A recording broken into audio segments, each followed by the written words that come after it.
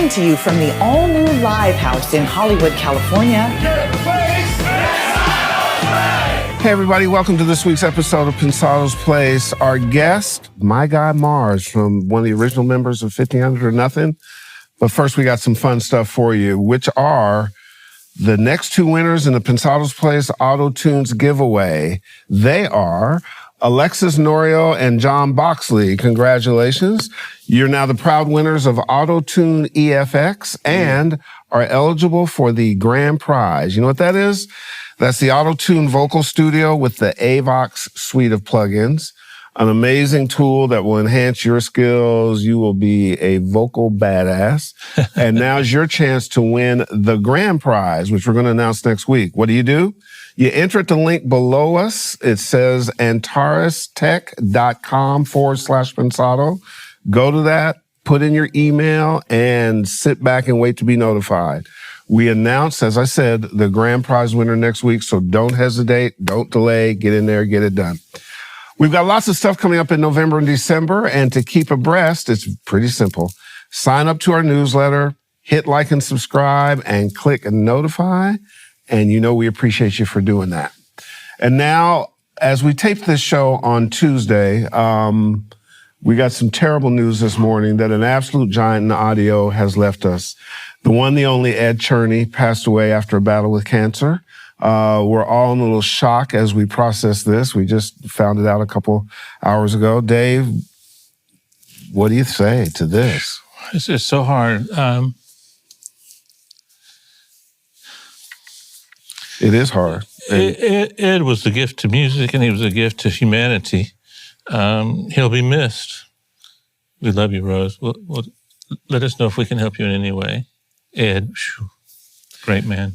Yeah, you know, when we first started the show, I was sort of scared when Ed Cherney came on because he had such a big reputation. Mm-hmm. And then I was shocked 5 minutes in about how giving, how gifted, how supportive, how wonderful. Mm-hmm. You know, a couple things about Ed that Ed would always advise you, don't be a schmuck. He would say, like, you know, it could be about anything. He'd just say, don't be a schmuck, do this, that, and the other. And I remember the Pensado Wars, you know, we always tried to put some humor and stuff in it. Yeah. And I remember sitting with the team and saying, let's make Ed and Rose the president and first lady of audio. And so we had fake Secret Service people. They used fireworks lighters as scanning things like Secret Service. And we played Hail to the Chief, and we brought them out as the president and first lady. And Rose came up to me afterwards. She said, you know, he was so proud of that, and only you guys would create that. And Ed was, as you said, if this is possible, as gifted as he was, he's an even better human being. Yeah. You know, like just there'll be a vacuum with his loss. A giant loss. As Dave said, Rose, we love you and the family around, and I'm sure you're being upheld by the community, and life well lived, and rest in power, Ed Cherney. So let's get back to what Ed would want us to do, which is, you know, embracing our wonderful world of audio. Absolutely. Our main guy, Mitch Gallagher, he's got 5 tips for recording yourself. And so let's learn a little bit about that in honor of Ed. Here's Mitch Gallagher with sound advice brought to you by Sweetwater. Hi, I'm Mitch Gallagher from Sweetwater. Welcome to Sound Advice. You know, we work with clients in our studios, we work with artists in our studios, but sometimes you are the artist in your studio and you're recording yourself. Now, this takes a little different approach than when you're working with another artist or another client. Here are 5 tips for getting great results when you're recording yourself. My first tip is to get out of the engineer-producer headspace. You're a performer now, and you need to focus on the music, so no judgments. Make your takes, record your tracks, then go back and judge those takes and tracks later.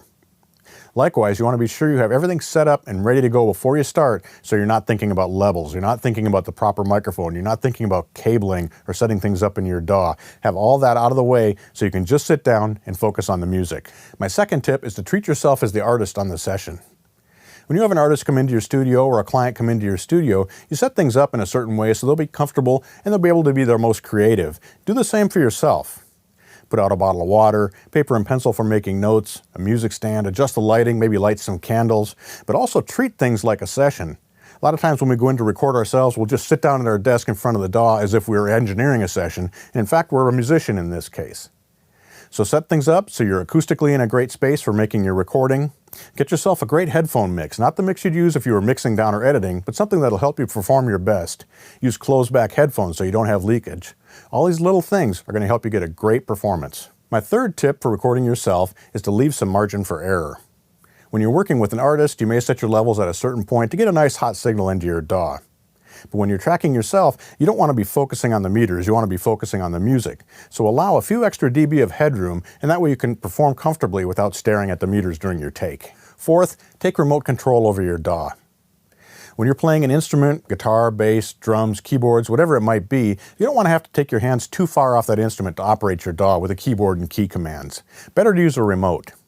Most DAWs these days have apps that run on Android or iOS that allow you to take remote control over them. You can also use desktop controllers with transport controls. Or what I do is use a foot controller. The one I'm using is the Nectar Pacer. This is very programmable, plugs right in, and you can use your feet to operate your DAW, never have to take your hands off your instrument. My fifth tip for recording yourself is to use loop recording in your DAW. With loop recording, you select a section of your song and have the DAW cycle over and over that, with each cycle creating a new take. Later, you can sort through those takes to pick the best parts of each performance or the best complete performance. But being in loop recording mode allows you to stay focused on the performance and just do the take over and over again until you get it the way that you want it.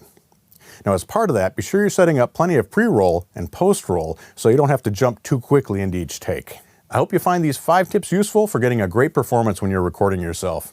Thanks for joining me for Sound Advice. I'm Mitch Gallagher from Sweetwater.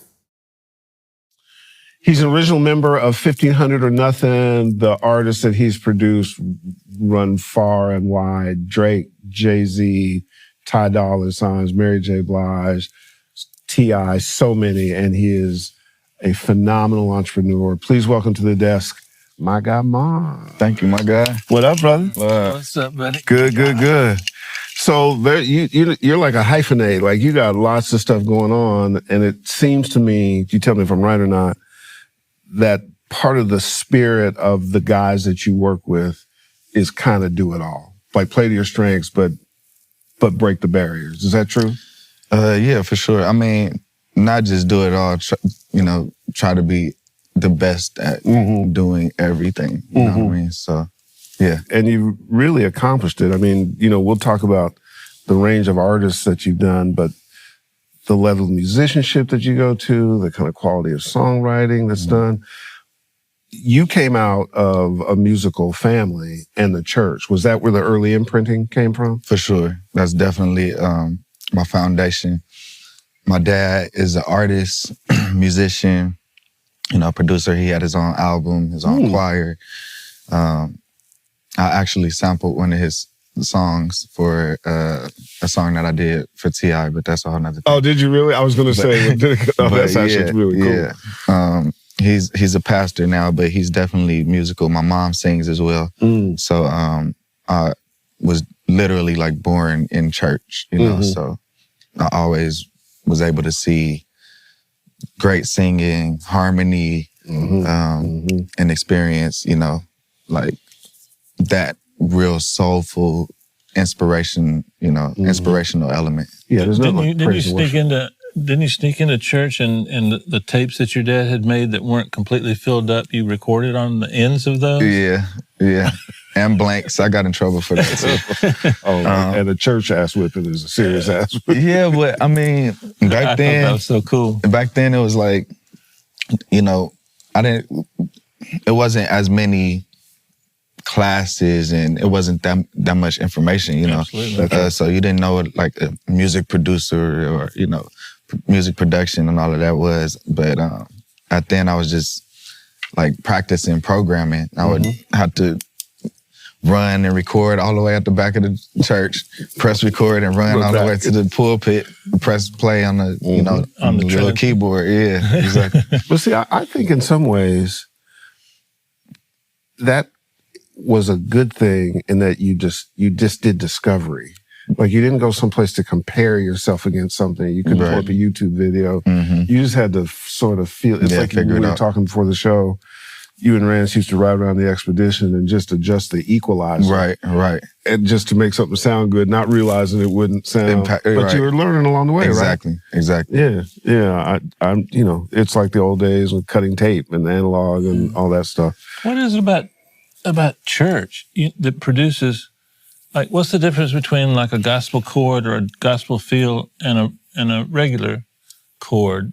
You guys add Jesus. I was gonna say initially God, you know what I'm saying, but the way you embellish the chord, like a C, C, E, G. You guys, what do you add? Like, what would you add to that? Well, for me, it depends on like what, like what mood, like if we're in a major or we're in minor. And for the most part, it's not me playing the same chord all the time or me thinking about what I'm playing. It's more of me feeling what I'm playing. So are you saying each time that particular chord would come up, you'd play it differently? You might invert it or you might add a... Yeah, okay. Exactly. And I think that was probably established from listening to Mr. Rogers, to be honest, because he would play the same song every day, and I would wonder, like, why do I wake up at 6 a.m. to listen to this same song and go back to sleep? And it was just because John Costa, the piano player, would like find different ways to play the same song. So earlier, I was developing all these habits, and I just didn't know that was, making me the musician that I am. And church drummers just have something that the rest of us don't have. I can't figure that out. What is that? Because I started as a drummer. What's his name? Gordon. Anyway, one of the top drummers. I would put his beats into Pro Tools and I'd measure them, and see where these and it's all over the place, but it feels amazing. But I think you just hit it. I think he said it earlier. I had a mom that was church crazy, so I went to church about 92 times a week. Prayer meeting, all that stuff, Bible camp. And still you turned out like this. I know, it's sad. Look at us. It eventually killed her. Like she couldn't. But I was, I sang in choirs.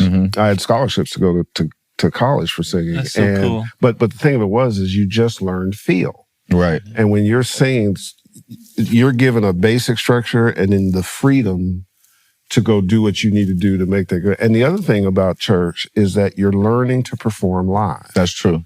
Right? That's true. You're in front of a different audience, sometimes 2 or 3 times a day. And when you start moving them, that imprints on yourself, right? You can experiment for sure. to see how to move them too. What instruments do you play? You play a lot of different instruments, right? I started on drums and then I moved to piano.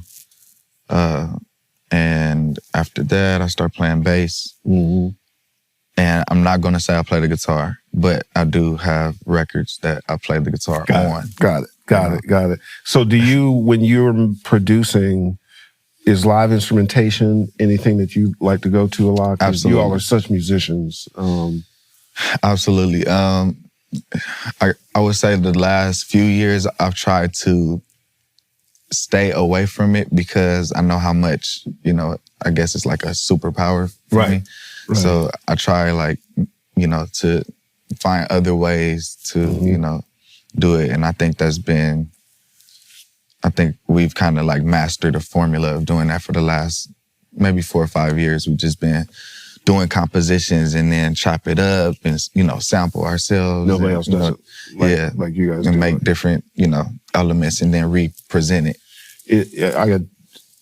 The thing that is fascinating, I hope you get the opportunity, I was afforded the opportunity by Rance, to when you watch the process in the studio, man, I just sat back. I may have had an aide that was helping me to enjoy the music. Maybe, I'm not sure.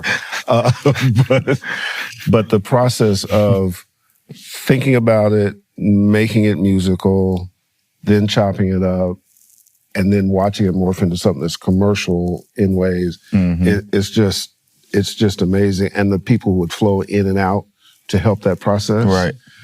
Just like sometimes people like you are so gifted at doing it that instead of making me happy, it makes me angry because I can't do that. I've heard that before. Like you and that damn Hennessy bottle and the Rat Trap and all that crap, making music with that stuff. I was like, damn, this is a cool. Wait a minute. You're talking about the digital. Yeah. I'm like, man, I don't think I'm gonna like him. You know what I'm saying? I think you would, man. You respect other musicians, but You're just sometimes jealous. you get a little jealous. Yeah, and that jealousy is what makes you grow. So I always say it's always somebody better. You know what I'm saying? So Yeah. I don't. in gives this you case, something to shoot at, you know in this what I'm case, between you and I, it wasn't me that was better. Yeah, he wasn't. He's the present company of the studio. yeah. For sure. When you write, do you write lyrics as well? Sometimes. Sometimes, but it's mostly music. Yeah. Does inspiration come from anywhere, everywhere? Is it stuff you hear, stuff you see? Experience. A lot of it comes from experience and just mood. You know, like Still a feel thing. yeah, for sure. Right. Music is an expression, so you know that's I guess I could say I preach that. You know, I just taught a class in Paris like last week or Oh, nice. a week and a half ago, and that was like the main thing I was stressing to them is, you know, outside of musicality and getting education, opposed to just looking at something on Instagram and saying, yo, I'm gonna do that. Right. You know, really find out how to, you know, infuse your character into music, because music is an expression. We have one Beyonce and 50 million people trying to give 50 million trap beats to one Beyonce. 100%. Then we'll have one person that's just going to be the person that's like, oh, I'm gonna just be me and, you know, write, you know, whatever, you know, and then that's the one, you know, James, somebody like James, oh, I'm gonna just write this, and then boom. bam, because it's character. How important was Jay Dilla in your development and your growth? Very important. He's, I would say, like, he's the person that made, like, that's what led me to finding out what a producer was and wanting to be able to inspire other people the way that he inspired me. In terms of our audience, what was it that you took from Jay Dilla that you feel contributed to where you are now? Can they find someone like that and do the same thing, you think? Hard question to answer, I guess. No, it's not a hard. That's a great question. I think obviously it's a two-part question, two-part answer. Sure. Obviously, I feel like the first part was inspiration. You know, so me being inspired by him goes back to, you know, what we were talking about was feel. I just hadn't heard that type of music. I hadn't heard somebody infuse gospel, jazz. He did a type of Farside chords. record, didn't he? Exactly. Yeah. That Run-In record that Maya ended up redoing. Yeah, like that was my first time experiencing that. Like, okay, this is a hybrid. Shout out to Maya. Shout out to Maya. Y'all are cute, man. Y'all are cute. But she yeah, makes a great blueberry pie. does she now? Incredible. Yeah, I haven't. She put me on so many vegan places and fruits and all that kind of stuff. Yeah, shout out to her. That's my partner. But anyway, yeah, the second part of that, is there somebody today? I wouldn't want to say like I myself. I would say like a collective like 1500, which I'm a part of, is a I good. find them inspirational. Yeah, is a good starting point to you know, to find wide range, to be able to figure out how to, you know, incorporate musicality into what's going on today, and to stay true to the musicality. Like, everything is really about the music and expressing how you feel. You know, it's interesting. I have a two-part question for you, but, and this is an observation, I'm curious to see if you agree, because of the number of people in 1500, the collective, and the kind of tough standard you have to be to become part of it. Like, you can't just walk up and roll up in there. Right. You got to be able to bring it. For sure. I mean, I begged brands. I was like, man, make me on the executive brand. And I was actually serious about it. But one of the things that's interesting to me, because I love Quentin, drummer, crazy talented, is that the bar is high because who you're in the collective with is high. And if somebody slips, you know, you're like, okay, you slipping, we're not slipping. And it just keeps the energy really hot. But the other thing that I think is important for our audience, because on our show, we try to, you know, make sure we talk about your technical stuff, but also your human stuff, because it's, and you're a field producer, musician type, in the early days, there was also in 1500, and particularly from Rances, there was emotional support too, right? Mm-hmm. People took you in, a place to you could go work, right? Absolutely. So, I feel so strongly about his family and pops and sisters and so on and so forth and him. Mm-hmm. But that was part of your opportunity to grow as a person, as a musician, correct? Absolutely, for sure. Tell us about that, because I think new people think they can just go pull up YouTube and make it happen. Yeah, no, it wasn't like that for us. And it's funny that you're saying this, because I had somebody that, I was kind of trying to mentor, and like you're saying, the social media is just like, it makes people feel like, you know what, like I need it tomorrow. You know? Yeah. So he just, was away for maybe 2 or 3 weeks, and I just seen him the other day. He's like, yeah, man, I'm doing my artist thing, man. I'm doing this now. He's like, maybe I can get on stage talking about after church. I'm like, well, the thing is, you have to work on your quality.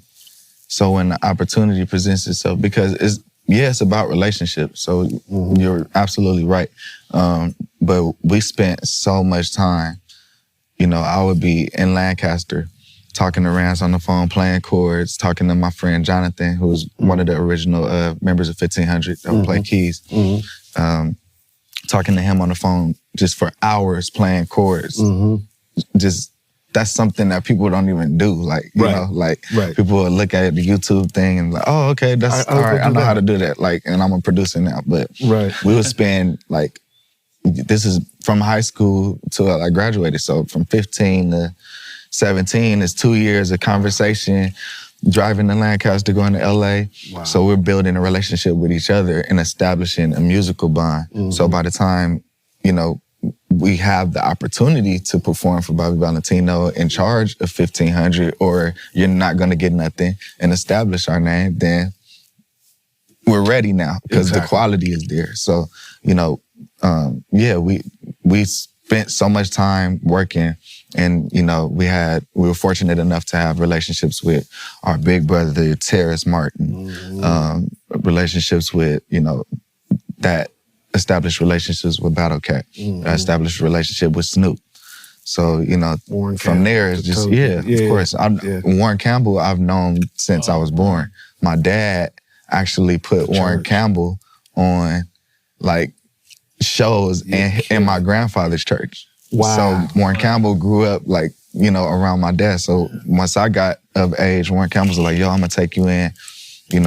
Come, I'm gonna sign you to my block. This is how I do stuff. And tell Warren I said hello. For sure. Absolutely. He needs to actually do the show. And you guys should know that it is important Mary. that you are growing that part of your life, that stuff that it actually inspires your creativity. Yeah, for sure. It allows you to test things and see what works. It is one of the best things about the collective. When you're producing, what do you work on? What do you use? Are you Ableton guy? What do you? No, I'm using Reason. Oh, really? Cool. Yeah.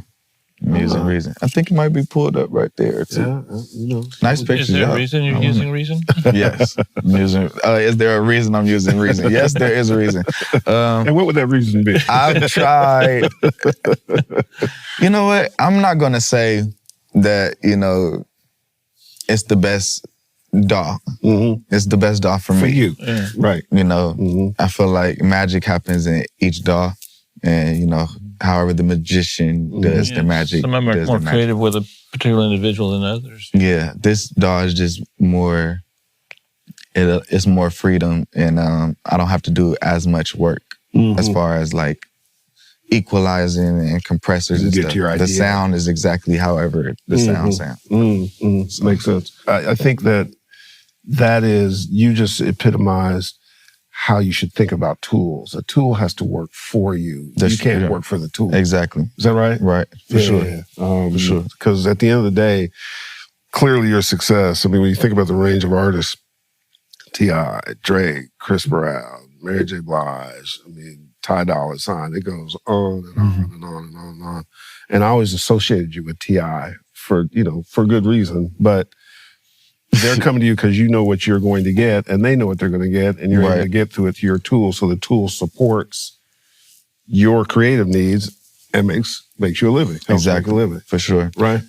One of my favorite things you've ever done, I hope I'm picking a good one, Stronger by Kanye. Mm-hmm. I love that song. I love that mix. I'm not the biggest Kanye fan, but there's there's about 20 songs that just are incredible to me that he's done. Mm-hmm. And Stronger, what was that? What was the snare sound on Stronger? That was a weird snare sound. You are incredible for asking that question. Easy. Don't tell him that too many times. That's crazy. So, good job, Dave. Oh, thank you. That's an awesome question because people always say, "Yo, what did you do on Snort?" Like, I played. I played the music. The key, yeah. But yeah. So this is the short version, very short version. Okay. So I'm sitting in the studio. I forgot that I'm even there for Kanye. He calls me to come there just to see, he heard I'm playing. Shout out to DJ Reflex. Reflex introduced me to him. So I'm sitting and he's listening to Daft Punk. I've never heard this in my life. So I'm thinking he's tripping back then. So I'm just, smoking, doing what I'm doing. He cuts up the sample and start. So he programs that, right? He takes he's on the ASR and the MPC. Yeah. He takes the kick, he finds a kick, does the kick, boom, boom, boom, boom, boom, does the program, the sequence the kick. He's going through sounds, goes past the snare and goes to an open hi-hat. And this open hi-hat sounded like a cymbal. And it was like, yeah. So he pitched it down. Then from there, he put it in Pro Tools and had, I think Andy was working at the time.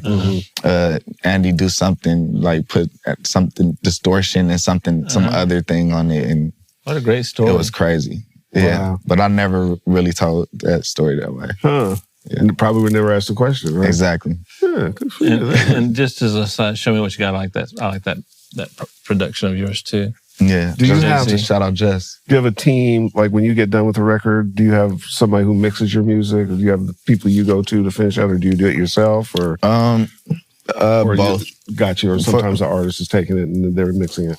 Well, for the most part, mixing is very, very important. So, I found that out in my early days. And it's like, oh, we got the record, and it comes out and it's like, yo, it's the same thing. Yeah.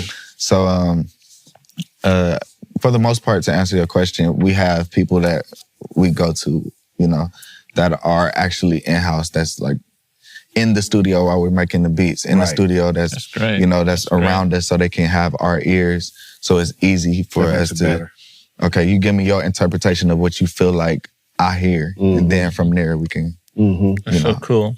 And is there a spot, do you have your own studio that you work out of? Or yeah. Gotcha. Yeah. Gotcha. Of course we got 1500 has the Academy. Absolutely. I have my studio in North Hollywood. Okay, cool. Yeah. We're neighbors. Same studio that Nipsey was in. Speaking of that, you shared that with Nipsey for a while. What I think you described him as motivating. Can you? For sure. We know so much about him now that we didn't know before he passed. So, in terms of motivation, how did he motivate you? Oh man, you hear that about him a lot. Well, yeah. I mean, of course, now because the saying hasn't been so real. You don't miss a good thing until it's gone. Yeah. And when you're around somebody every day, you just used to certain things, But looking back, he was motivating in like every aspect that you could be.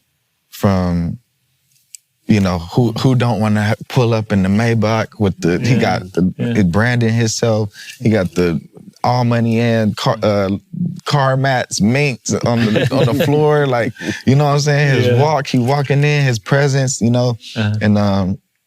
he, of course, coming from Crenshaw and Slauson and his background, for him to be as smart and as progressive and trying to motivate people and taking people, hey, yo, I'm concerned about the sound. Yo, let's do this. Hey, Mikey Keys, let's flip this beat. Hey, let's listen to Tupac. Let's listen to Snoop. Let's listen to 213. It was a lot of things that he was a student, a real student. He had books.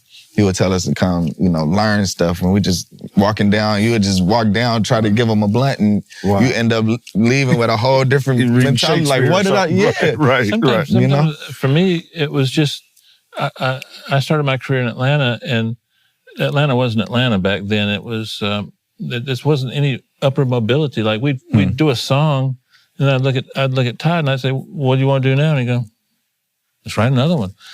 Right. We didn't have any examples of a pathway out. Right, You know? right. And I think is that what you're kind of describing? When he was such a brilliant businessman, Yeah, for sure. brilliant musician, and he showed you that there is a pathway out that you can follow that has a rainbow at the end. Absolutely. Which is a mixed metaphor, but Well, no, but one of the things that Mars and the guys that, in 1500, you see it with athletes and stuff, is I think that people are now learning that they can take their power of one thing, transfer it, and translate it into other business opportunities for others, bring people along. Like, it's not just stay in your lane and be a producer. Right. It's, it's do something with your radio show or your platform or teach or the academy sure. or you see athletes building these incredible businesses and stuff. And along the way, your brand, and Nipsey was just one of those guys who saw that early. And Exactly. Entrepreneurship. And the inspiration of it is how people get on. It's That's how real. people say, oh, I can go do that, know. And it's fascinating to watch because it used to not be that way. This is a little bit of a racial thing, but I was watching football the other day with my boy from DC, and we began to count up the number of black quarterbacks. Because there was a time when I was, coming up in college that black quarterbacks were just not a thing in the NFL. And there was like 6 or 8 of them, and just killing the game. There was one. Yeah, absolutely. So A friend of yours, really. So the evolution of taking your power and then turning to other things is really, you guys represent that. For sure. When people come to you, do you think there's a My Guy Mars signature in terms of your production? Is there something that you do? I would hope not. Oh, good. Right. Yeah, I would hope not. Great answer. I'm that way too about my mixes. Yeah, I don't like being, confined. Hence the rocket and the symbol, you know what I'm saying? I like thinking outer space, out of not even the world. Like, You just did a country artist, right? Right, yeah, exactly. So you're pushing why not? Is artist development a place that you like? You like working with artists and bringing them along? Yes, I love it. I wish it was more time in the day for me to do that. But that's one of the main reasons why I started After Church LA. As well as, my radio shows. Right. Just to What's the name artists. of the show? It's on Dash Radio? Yeah, we're going to actually relaunch it soon. But cool. I was doing it for 4 years on Dash Radio. And when you relaunch the radio show, I understand the guys from Pensado's Place are going to be on the show. For sure, absolutely. Cool. Absolutely. We'll make sure y'all the first call. That's off top. We'd be happy to do it. With all the different interests you have and developing artists and giving back and teaching and so on and so forth, do you try to do them all? Does all that help your inspiration for creativity, for music? Do they feed each other or are they separate lanes? It's not separate lanes. It does feed each other, but it wasn't like, it's not like I do it so it can feed each other. Gotcha. A lot of things I was doing not knowing, it was leading to my purpose and leading to, my intent. Yeah. And, I'd literally start understanding why I was doing certain things. And, it kind of came about as I had to sit down, one day and be like, yo, I'm tired as hell. Like, and I met with my manager now and he was like, yo, you are all over the place. You're doing a radio show, you're doing this, like you're doing this and you're doing that. And like, what's going on? And so I'm like, yo, I have a studio because I need to produce artists. I have a radio show because you can't just go to 99.1 or Power 106 and just say, hey, I got an artist. Right. So I want to have a platform, people to, go. And then same thing for After Church. I want people to be able to perform as well as discover people. If you have somebody that wanted to perform, it's producers there, it's musicians. So he's like, oh, I see how everything, ties in together, but still let's make it make sense, So That's cool. Where do you do the after church thing? We're currently doing it at the Study. Okay. In Hollywood. Yeah. Got it. Every Sunday. Now, are you a sports fan? Yeah, yeah. A little bit? Yeah. Which one? What do you like? Well, I like basketball the most. Me too. Yeah, I like basketball. Starts tonight, actually. Come on, Yeah, man. that's right. Go Lakers. Yeah. All the time. Laker gang. You know what I'm saying? My Air brother, pound. big time. And boy, they starting out with a great game. Come on, man. Oh Let's my go. God, I cannot wait. No question. West Coast. So in our little sports metaphor here, we have a thing called batter's box, and generally the members of 1500 have actually just killed us, which is a good thing. So you have to keep up You that seem bar. cheerful about that. No. I'm just, I'm your friend. I'm just being honest. Okay, I mean, okay. it's now when people shouldn't beat you, that's when I get defensive. But I think Okay. so. Do your best. I'm Nice. ready. I like y'all teamwork. Okay, I'm all ready. right. So here we go with batter's box. Hit. Oh yeah, we gotta lock in. We gotta lock in Okay. with the My You God ready? Mars hats. Yeah, let's go. Oh, shoot. Oh shit. It's serious. Chords. Minor. Virtual sense. Analog. Do I look stupid? No. Right answer. Wrong answer. Harmonies. I love harmonies. Church. Loops. Music. Church. Inspiration. Key. E flat. Tempo. The right one. Major or minor? Major. If your studio caught fire, what one thing would you try to rescue? Probably my roads, even though that would be extremely hard to carry out. Well, Pretty good. we tried, Herb. I know. I mean, we even committed to uniforms, and mine is a celebration of the way Rance wears his hat. right.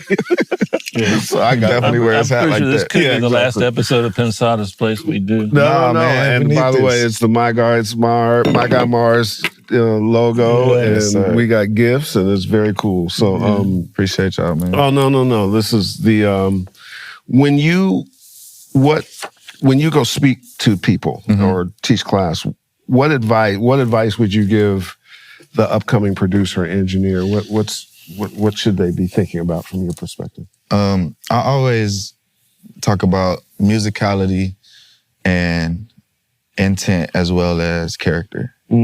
So, I feel like the last two things will produce the music. If your intent is, okay, I want to sound like this guy because this guy has a Ferrari and, I want a Ferrari too, so I want to do the same beats. Then your music is probably going to sound like you're trying to do beats like that guy. If your intent is to be an astronaut and, to make the greatest music you can, then you're going to keep doing it and then one day you're going to be me. You just happen to be both. Be real. I think that's like the main thing is like stressing music, do education, even if you can't play, there's somebody that can play everywhere. So it's easy to find musicians, or, enlist me, you can pay me, Absolutely. And, Absolutely. other than that, just character. Make sure it sounds like you. We want to hear what you are because it's so many of us in the world. That's right. That's the only way we can make music better is to have your perception, and my perception, opposed to having a lot of the same thing. Does this make any sense? I also, when we talk about people, we talk about fearlessness and curiosity. Never get comfortable like you know it all. Oh yeah, for sure. You're always and also don't be afraid to be fearless. Go try and be that other thing. Push that envelope. Those are elements you agree with? For sure. I mean, I wouldn't have had that country record. We wouldn't have been 1500 or nothing. That's right. A lot of things wouldn't have happened if we didn't, if we weren't vulnerable and actually made sacrifices and took chances. So, On the technical side, are you a big plug-in guy? It depends. It depends. Like vocals, somewhat. I know enough to where it's like, okay, these are the 3 or 4 things I like. Make it sound like this. Whatever you're using, that's cool. If that's the new plug-in or if this the old, figure that does out. it sound like? Make it sound like this. But outside of that, I do have a few like simulated, plugins that simulate older analogs, just because I can't fit 30 keyboards in my studio. Right. So emulations and stuff like that. As we've had this discussion, one of the things that I think is important for the audience is that you're not limited by what you don't know.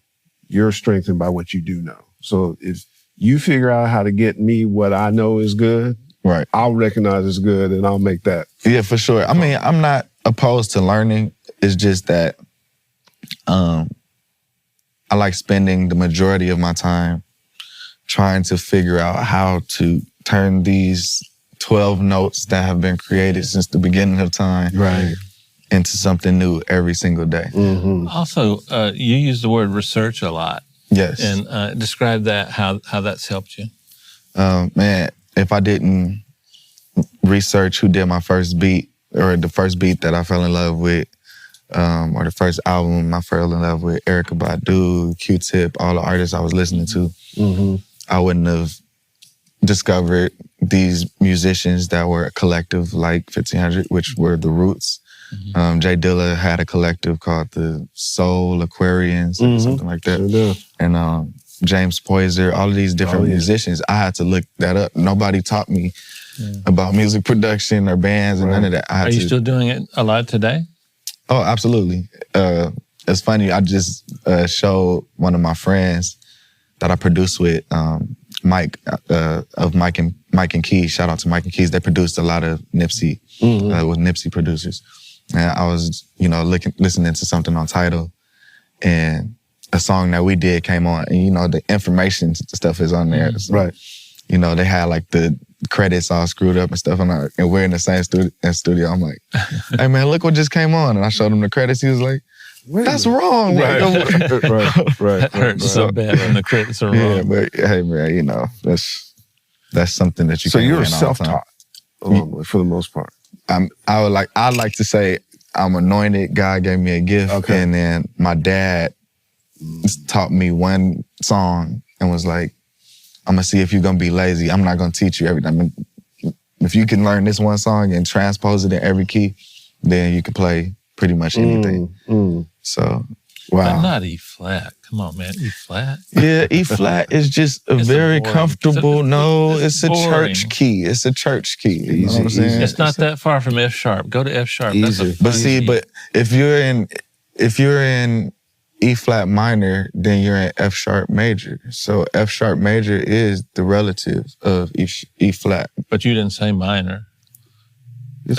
But we just did now. So look how we on the same page. Lame ass ballad E flat key.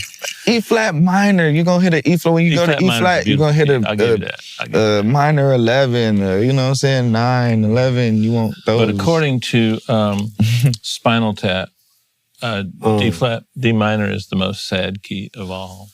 D minor. Here's the challenge, though. You went from church to Spinal Tap. So like, and you really can't say then went to D minor, which I didn't say. I it said might be E-flat. D flat minor. And you can't say lame ass around the church chord. There's a thing called lightning. And so if you see me moving over this way, I'm actually Jesus has good ears. He doesn't wear I'm earbuds. actually trying to stop cussing. So. Come on, that's Said good luck with the that. end of the world. When I was in Atlanta, there was this elderly lady. She was an incredible artist. And you cussed her out? No. Oh, okay. Well known and everything. I'd known her for like a long time, like 4 or 5 years. Very proper Southern lady, Southern belle. She was like 87, and one day just out of nowhere, she drops the F-bomb. And I almost had a heart attack. It was so impactful. And I want that. I want to cuss once every 2 years and just have Herb fall out of his chair. You know, we might need to have a meeting with your manager. Remember when he was trying to figure out you're all over the place?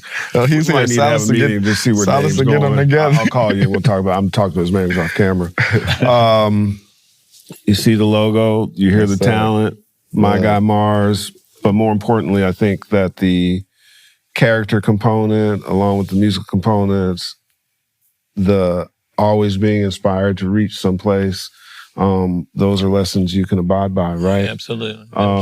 The key for us is that, man, come back. Please. You know, we are 1,500 fans, 1,500 Sound Academy fans. I've had the pleasure of working with and for them for a while. Sir. And it is completely inspiring that you're doing what you're doing as well as you're doing it, and never stop, brother. Appreciate you. Absolutely. Dave, take us home. Guys, I don't know if this has any value to today's world, but if I was starting my career and I was in my late teens, early 20s, I might think about a collective. I love the Brockhampton guys. I love the Odd Future guys, Jay Dillis Camp. And of course, my favorite, 1500 and Nothing. I feel kind of left out that I didn't get to be part of a collective because I think it could have helped me in a number of ways. It's no fun to make music alone. It's no fun to not have people listen to your music. And it's no fun to stay stagnant. And I think that's something to take a look at in today's world to see if you can take your skills and quality of life to another level. Check you out. Bye-bye.